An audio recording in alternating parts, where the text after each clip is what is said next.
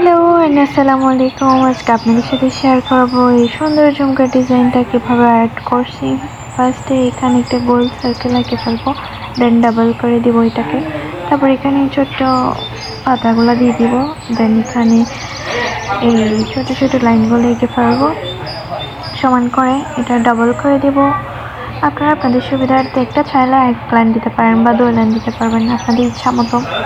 দেন এখানে একটা ছোট সার্কেল এঁকে আমি সেমভাবে ফুলটা এঁকে ফেলবো, অ্যান্ড এখানে 2টা লাইন টেনে ফেলবো, এটা সমান করে একদম। তারপর পাশে ছোট ছোট করে পাতা দিয়ে ফেলবো সমান করে।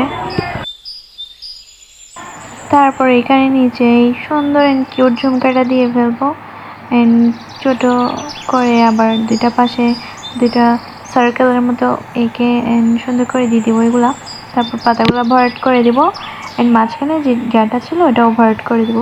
সো ফাইনালি হয়ে গেছে আপনাদের জন্য এই সুন্দর ঝুমকাটি। আপনারা চাইলে আপনাদের হাতে অ্যাপ্লাই করতে পারেন।